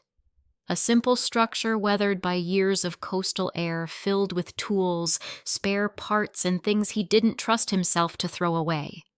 We hadn't been there together in months, not since before his health began to decline. I grabbed my keys without thinking twice. The drive was short, but it felt longer, like I was moving toward something I couldn't quite name yet. The sky had turned overcast, the air thick with the kind of quiet that comes before rain. When I stepped out of the car, the scent of salt and wood hit me immediately. The shed door creaked as I opened it.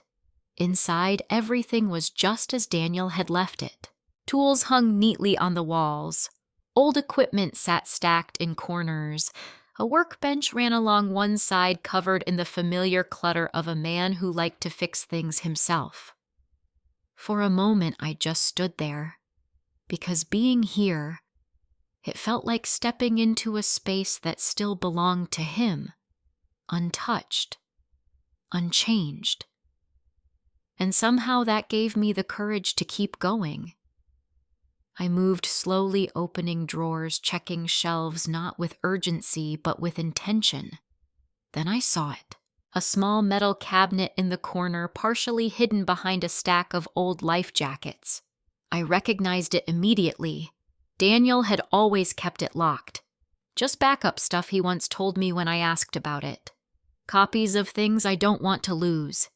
At the time, I hadn't thought much of it. Now it felt like everything. I knelt down and pulled it into the light. The lock wasn't complicated, just a simple key mechanism. And after a moment, I realized something. I knew where the key was. Back at the house in the small ceramic dish by his nightstand, where he kept odds and ends he didn't use often. My heart started to race. I stood up immediately, closed the shed, and drove back home faster than I should have. Inside, I went straight to the bedroom.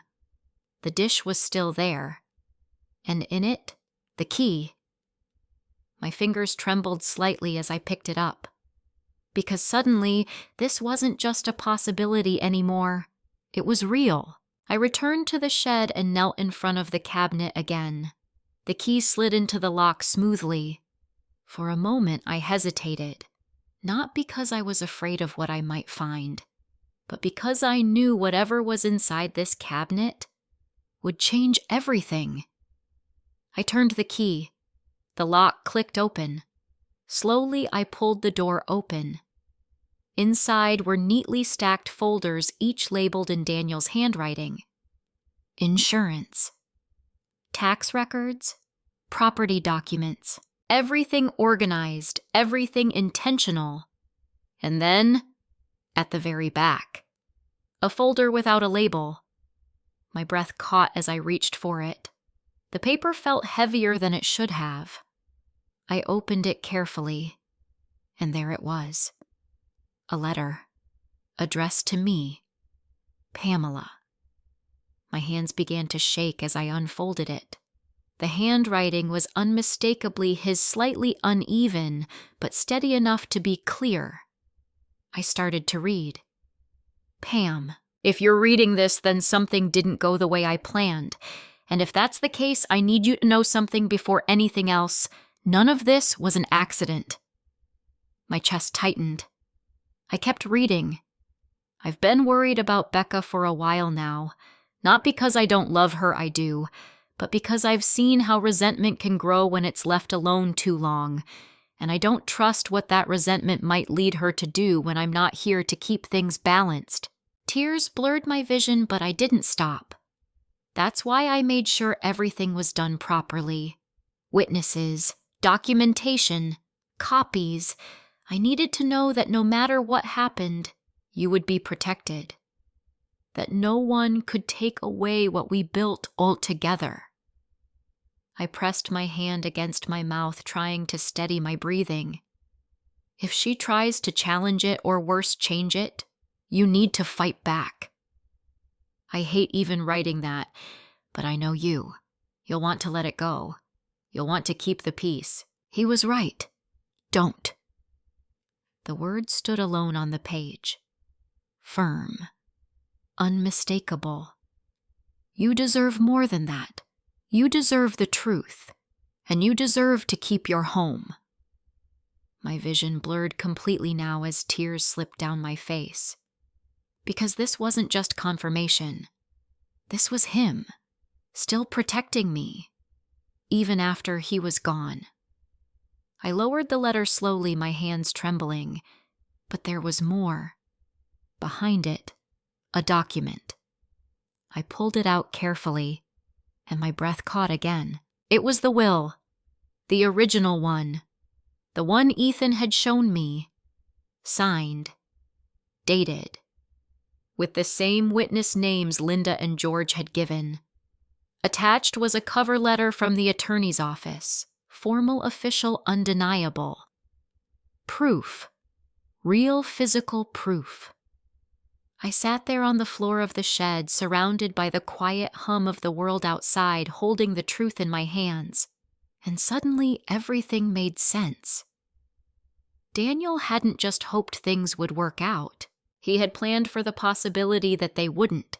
He had anticipated Becca's actions, her resentment, her need to control, and he had left me exactly what I needed to fight back, not just emotionally, but legally. I wiped my tears, slowly taking a deep breath.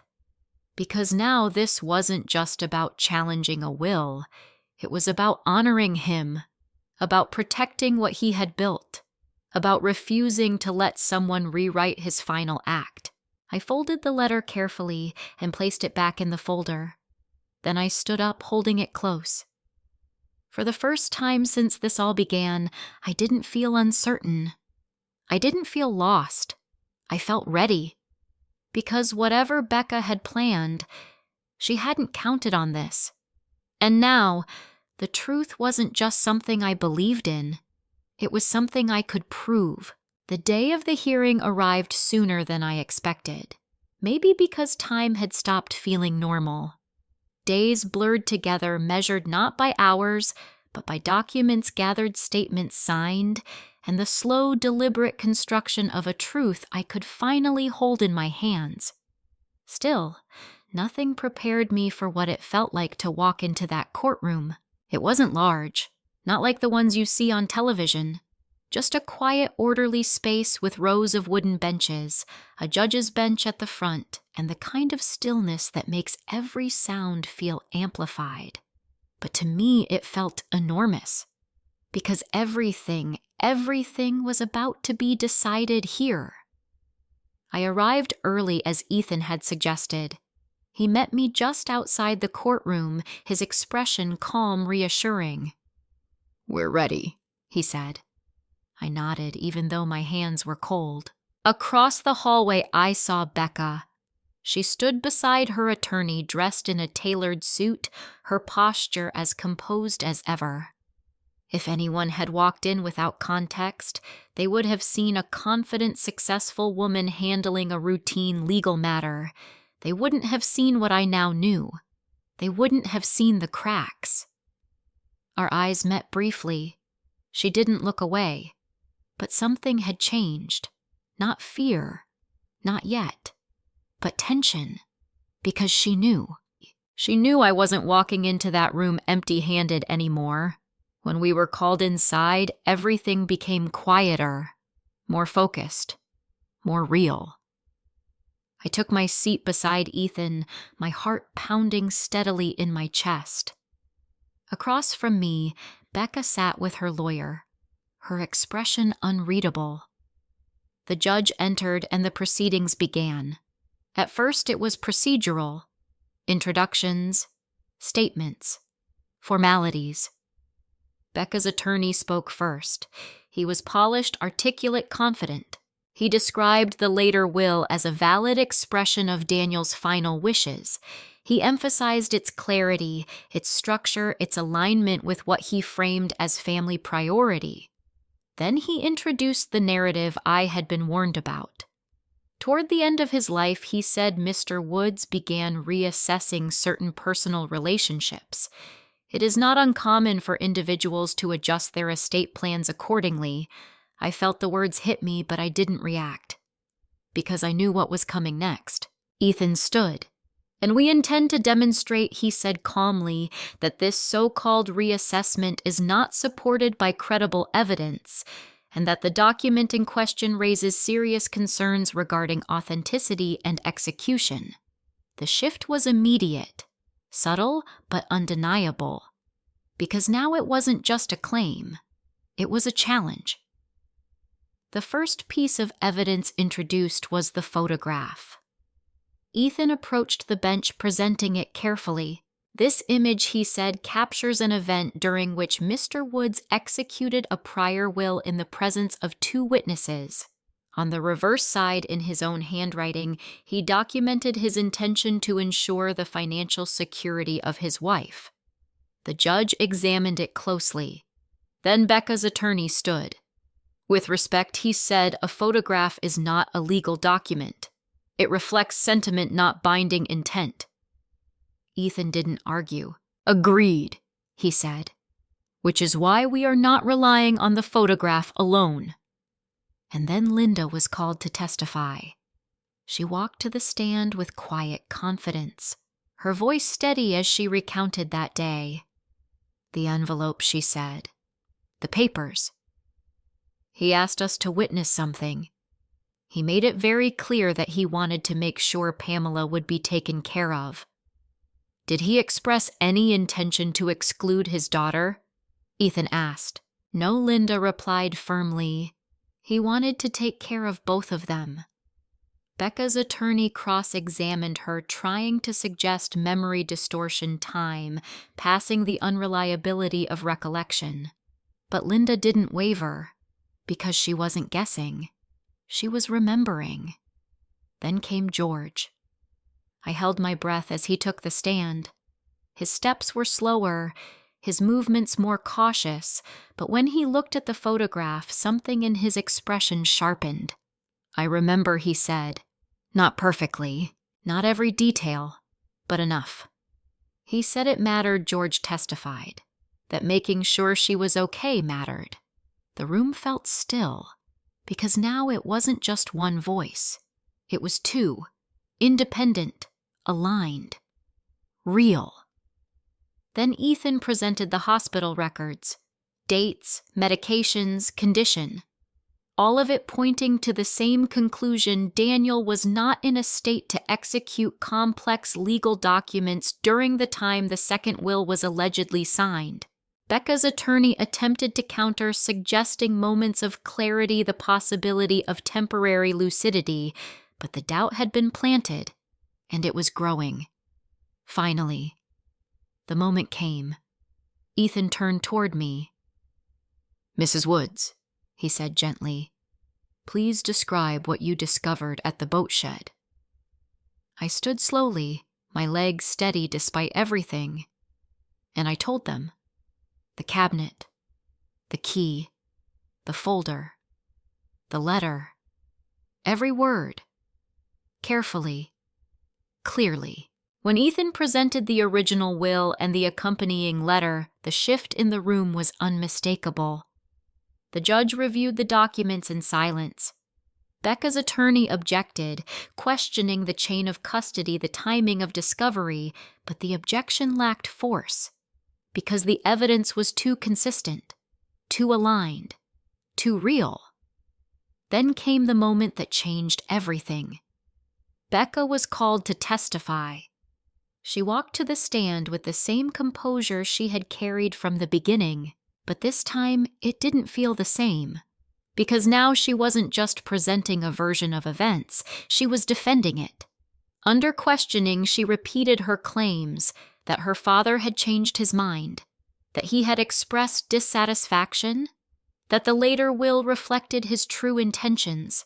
But then Ethan began to ask questions, simple ones, direct ones. You stated earlier that you were unaware of the attorney who prepared the prior will. Is that correct? Yes, she said. And yet he continued, you later acknowledged knowledge of legal consultations your father had undertaken. Can you explain that inconsistency? A pause. Small, but visible. I may have misunderstood the question she said. Ethan nodded. Of course. Let's clarify. And he did, carefully, methodically, piece by piece. Until the gaps in her story weren't just noticeable, they were undeniable. Her timeline shifted, her explanations changed, her certainty cracked. Not all at once, but enough. Enough for the judge to see it, enough for the room to feel it. And then silence, the kind that comes right before something ends.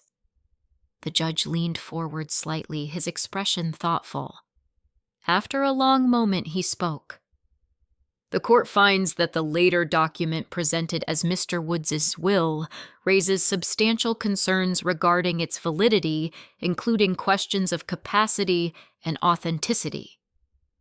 My breath caught. Furthermore, he continued, the earlier will supported by witness testimony and corroborating documentation is determined to reflect the decedent's true intentions. The words echoed in my mind. True intentions. The later will is hereby rejected. I closed my eyes briefly, the weight of it all crashing over me. It was over. The lie. It didn't just fail. It broke. Completely. When I opened my eyes, I looked across the room. At Becca. For the first time since this began, her composure was gone. Not entirely, but enough. Because the version of reality she had built had just collapsed, and no amount of control could put it back together again. When we stepped out of the courtroom, the air felt different, lighter. Not because everything was suddenly okay, but because something heavy had finally been lifted. For days, weeks even, it had felt like I was carrying a weight I couldn't fully see. A quiet pressure pressing against my chest built from doubt, grief, and the slow erosion of everything I thought I understood. And now, that weight was gone. Or at least most of it. Congratulations, Ethan said beside me, his voice calm but sincere. You did exactly what you needed to do. I nodded, though the word congratulations felt strange in this context. This didn't feel like a victory. It felt like survival. Thank you, I said quietly. For everything. He gave a small smile. Your husband made it easier. He left you a very strong foundation. At that, something inside me shifted again. Because he was right. This hadn't just been about me fighting back. It had been about Daniel making sure I could. I think he knew, I said softly. Ethan tilted his head slightly. Knew what? That it might come to this, I replied, that things might get complicated. Ethan didn't respond immediately, but the look in his eyes told me he understood. I've seen situations like this before, he said after a moment. Not often, but enough. Sometimes people prepare not just for what they hope will happen, but for what they're afraid might. I let that settle, because now standing here in the quiet aftermath, I could finally see it clearly. Daniel hadn't been paranoid. He had been careful, deliberate, protective, even in ways I hadn't fully recognized at the time. "I should go," I said after a moment. Ethan nodded. "Take care of yourself, Pamela." I turned to leave. And that was when I saw her. Becca stood at the far end of the hallway, her attorney speaking quietly beside her. But she wasn't listening. She was looking at me. The moment stretched. Neither of us moved. Then slowly she stepped away from her lawyer and walked toward me. Each step measured, controlled, but not quite as steady as before. When she stopped in front of me, there was a brief silence. Up close, I could see it more clearly now. The cracks. Not just in her composure, but in everything she had been holding together. "You really went through with it," she said. Her voice wasn't angry. It wasn't soft either. Just flat. "I did," I replied. She let out a small breath, almost like a quiet laugh, but without humor. "All of this," she said, gesturing vaguely toward the courtroom behind us. "All this over a house. Money." "It was never just about that," I said. Her eyes flickered. "Of course it was," she replied. "That's what this is." "No," I said gently. "It's about the truth." She shook her head slightly. "You keep saying that," she murmured. "Like it's something simple." "It is," I said. "It just isn't easy." That seemed to irritate her. "Do you think you won?" she asked suddenly. The question caught me off guard. "I think the truth was recognized," I said carefully. "That's not what I asked." I held her gaze. "No," I said quietly. "I don't think anyone won." For a moment, something flickered in her expression. Not anger, not resentment. Something else. Something closer to exhaustion. "You took everything," she said. The accusation was there, but it felt weaker now, less certain. "I didn't take anything," I replied. "I kept what your father intended." "He was my father," she said sharply. "And he was my husband," I said. The words settled between us, not as a challenge, just as a fact. We stood there in silence for a few seconds. Then she looked away, just briefly, but it was enough. "Do you know what it's like?" she said, her voice lower now to feel like you're being replaced. The question came out of nowhere. Or maybe it had always been there. I didn't answer right away, because suddenly I wasn't just looking at the woman who had tried to take everything from me. I was looking at something else. A daughter. A person who had been holding on to something for a very long time.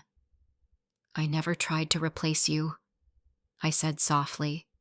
She let out a short breath. "You didn't have to," she replied. "You just existed." The words were quiet, but they carried weight. "He changed after you came into his life," she continued. "Not in a bad way, just different. Less focused on me, less available." I listened, not because it excused anything, but because it explained something. "And you think that justifies what you did?" I asked gently. She didn't answer. Not directly. "I thought," she began, then stopped. I waited. "I thought if I could control this one thing," she said finally, "then maybe everything else would feel less out of my hands." There it was. Not a confession. Not exactly. But close enough. "And did it?" I asked. She looked at me then. Really looked at me. For the first time since this all began. "No," she said. The word was quiet. honest, and somehow final. We stood there for a moment longer, then she stepped back. Not dramatically, not angrily, just away. "I don't expect you to forgive me," she said. "I'm not thinking about forgiveness right now," I replied. She nodded slightly, as if she understood. Then she turned and walked away. This time I didn't watch her go, because I realized something important in that moment. I didn't need to. Not anymore. The need to understand her, to confront her, to prove something to her. It was gone. Not because what she did didn't matter, but because it no longer defined what happened next. I walked out of the building slowly, the sunlight warm against my face, and for the first time in weeks, I breathed, fully, deeply, without something tightening in my chest. The house was still there, waiting. The life I had built with Daniel was still there, not untouched, not unchanged, but still real, still mine. And as I got into my car and started the engine, I realized something else. This wasn't the end of something. Not entirely. It was the beginning of something new, something quieter, something steadier, something that didn't need to be fought for anymore because it had already been secured by truth, by memory, and by a man who had known exactly what he was doing all along. The first morning I woke up without the weight of the case pressing on my chest, I didn't recognize the feeling. It was quiet. Not the hollow, echoing quiet that had filled the house after Daniel died. Not the tense, watchful silence that followed every conversation with Becca. This was different. This was stillness, the kind that doesn't demand anything from you. I lay in bed for a few extra minutes staring at the soft light filtering through the curtains, letting myself really feel it for the first time in weeks. It wasn't happiness, not yet, but it was peace, and that was enough. When I finally got up, I moved slowly through the house, noticing things I hadn't had the space to notice before. The creak in the hallway floorboard Daniel always said he would fix. The way the kitchen window caught the morning sun just right. The faint outline on the wall where photographs had once hung before everything changed. I paused there for a long moment, because those photographs had been part of the unraveling and part of the truth. Carefully, I set my coffee down and walked toward the storage box I had placed in the corner weeks ago. Inside were the frames I had taken down that day. I pulled them out one by one, wiping away dust that had gathered along the edges, and then I found it. The photograph, the one from that summer afternoon, the one that had changed everything. I held it in my hands, studying it again. Daniel in the center, the yellow envelope, the quiet pride in his expression, and me standing beside him, unaware of just how much that moment would come to matter. I turned it over. The day I made sure Pamela would always be safe. This time the words didn't hit me like a revelation. They settled into me, steady, certain. Because now I understood them fully, not just as a promise, but as a plan, a protection, a final act of love that reached further than either of us had expected. I placed the photograph into a new frame and hung it back on the wall, not in the background, not off to the side, but right in the center, where it belonged. The house didn't feel empty anymore after that. It felt restored. Not the same as before. It couldn't be, but something had been put back into place. Something that mattered. In the weeks that followed, life didn't suddenly become perfect. Grief doesn't work that way. It lingers, shifts, finds new ways to surface when you least expect it. But it also softens, little by little, I started opening the windows again in the mornings, letting in fresh air, letting the house breathe.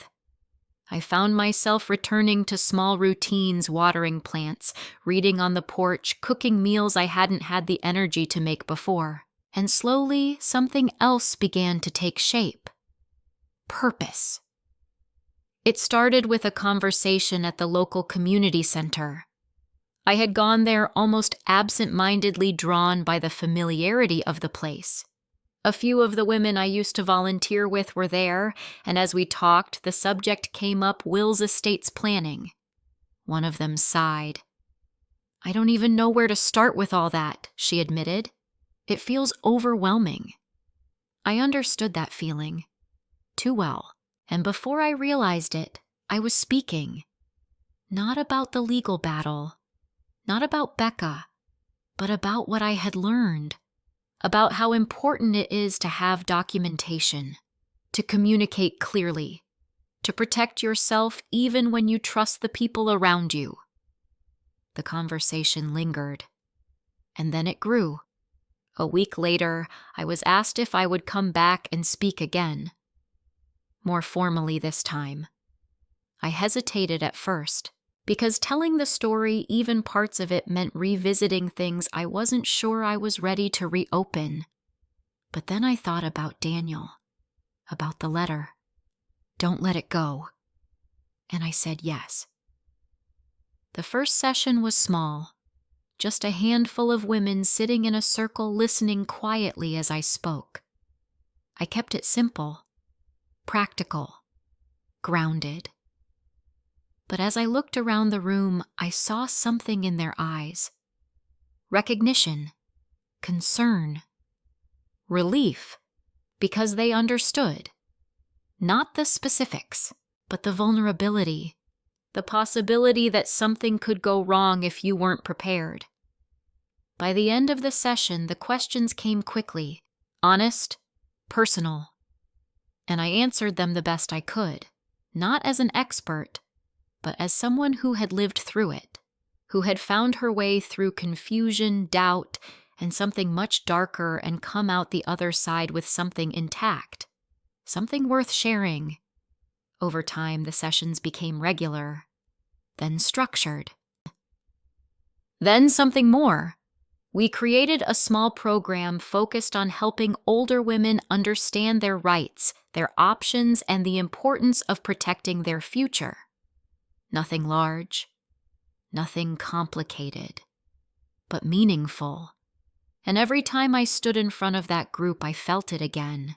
That sense of purpose, of turning something painful into something useful, something that mattered.